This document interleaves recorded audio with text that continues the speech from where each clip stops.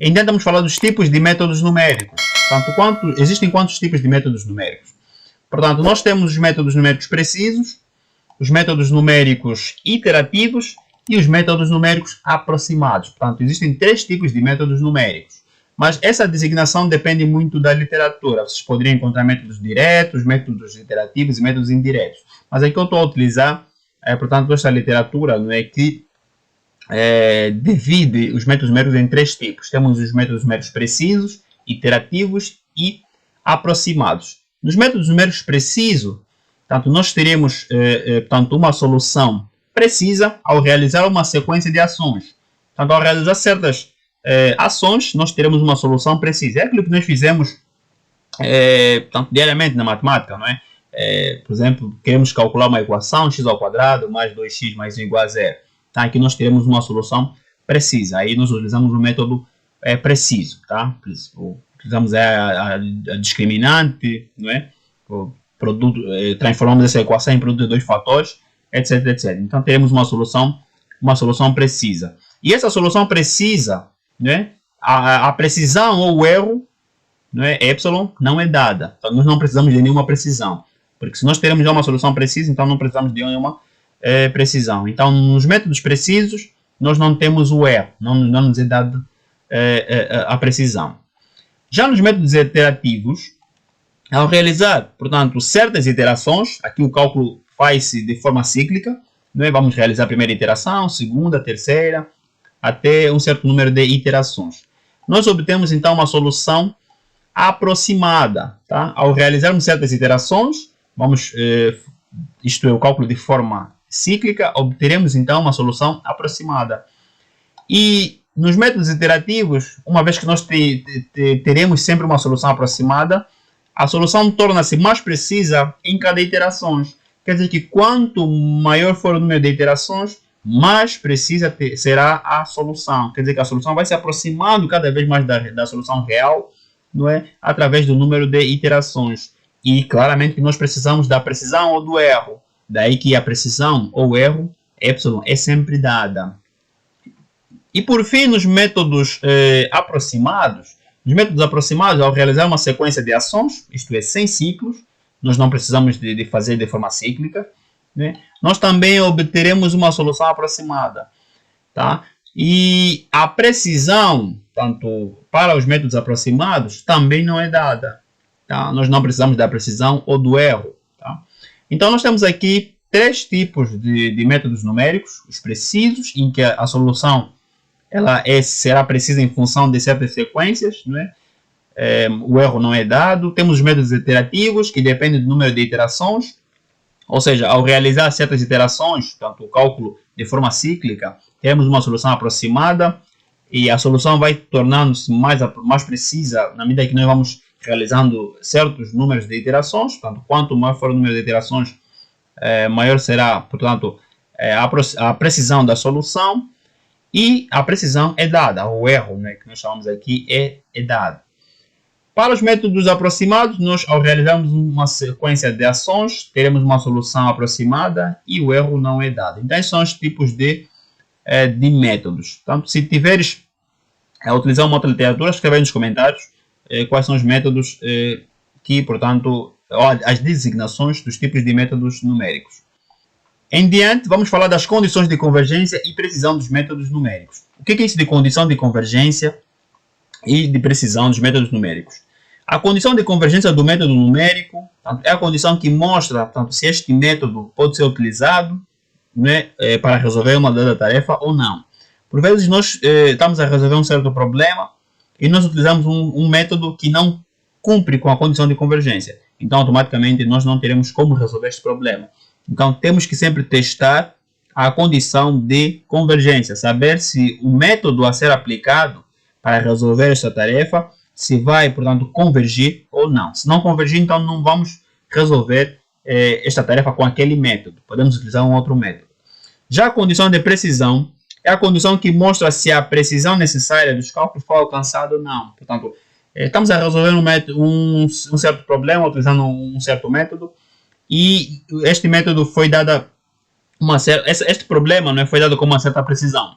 e nós vamos supor que realizamos um certo número de iterações e chegamos numa certa precisão, não é, menor, não é, ou igual à precisão dada. Isso significa que nós devemos parar o cálculo, tá? Nós não podemos mais calcular porque já atingimos aquela precisão. Então, isso é o que nós fizemos, por exemplo, nos métodos iterativos, tá? Nos métodos iterativos, nós temos ali uma precisão e assim que nós alcançarmos a precisão, né, nós devemos parar o cálculo. Significa que o valor de x, por exemplo, né, de x é, portanto, a solução naquele caso. A condição de convergência, ela pode ser aplicada a qualquer método numérico. Portanto, nós podemos aplicar a condição de convergência nos métodos precisos, nos métodos iterativos e nos métodos aproximados. Quer dizer que a condição de convergência ela pode ser aplicada a qualquer método numérico. Já a condição de precisão ela é simplesmente aplicada para os métodos iterativos, pois nos métodos iterativos nós teremos sempre uma precisão e nós precisamos sempre comparar, não é, o valor que nós encontramos numa certa iteração com o valor da precisão. Por exemplo, xi mais 1 menos xi, o módulo dessa diferença tem que ser sempre menor ou igual à precisão, tá? A este erro ou a precisão. E se for menor ou igual, então devemos parar o cálculo. Então, esta é a ideia da condição de convergência e de precisão dos métodos numéricos. Tá? Nos métodos precisos, iterativos e aproximados, nós temos essa condição de convergência. Nós precisamos saber se este método preciso converge. Se não convergir, temos que utilizar um outro método e assim por diante. E já a condição de precisão, nós temos simplesmente os métodos iterativos. Tá? Somente os métodos iterativos podem, portanto, ser aplicada essa condição de precisão. E por fim, vamos falar da ordem de resolução de problemas com métodos numéricos. Portanto, qual a sequência que nós devemos seguir para resolver um determinado problema com métodos numéricos. Claramente que isto é facultativo, né? Depende muito da obrigação de cada professor, não é? Ou nesse contexto dependerá de ti, se seguirás esses passos ou então criarás outros passos, tá? Isso é facultativo, não é obrigatório. Mas é que eu vou passar um algoritmo e os passos para resolver qualquer problema utilizando métodos numéricos. Primeiro passo vai consistir em indicar o problema a resolver, isto é, fazer uma formulação do problema. A formulação do problema pode ser, por exemplo, resolver a seguinte equação, tanto x ao quadrado menos 2x igual a 0. Tanto esta é a formulação do problema, onde você vai indicar o que precisa achar valores de x. Tá? Aí formulaste o problema. Este é o primeiro passo, formular o problema. Segundo, escrever os parâmetros do método correspondentes com a formulação do problema. Portanto, se tens aí uma equação de segundo grau, você vai indicar os parâmetros do método. Nesse contexto, vamos supor que você queiras utilizar a discriminante, precisas calcular o delta. Então, tens que indicar A, B e C. Depois, indicar aí a fórmula que pretendes utilizar para, então, solucionar este problema. Então, este é o segundo passo, escrever os parâmetros do método correspondentes com a formulação do problema. O terceiro, verificar a condição de convergência. É muito importante este passo, pois, como já fiz referência, que nem todos os métodos convergem. E uma nota muito importante da condição de convergência é a seguinte: se o método aplicado não cumprir com a condição de convergência, então deve-se terminar o cálculo. Caso contrário, passa-se para o ponto 4. Portanto, vamos supor que nós queiramos resolver um certo problema, um certo exercício, e o método a ser aplicado não converge. O que nós vamos fazer? Vamos terminar o cálculo, vamos parar de utilizar este método e vamos dizer que com este método não é possível achar a solução deste problema. Portanto, ou seja, este método não converge, então para automaticamente o cálculo. Tá? Agora, se o método convergir, aí sim vamos passar para o ponto 4.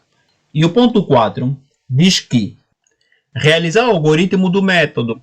Portanto, cada método tem o seu algoritmo, então tem os seus passos que devem ser dados para resolver um determinado problema.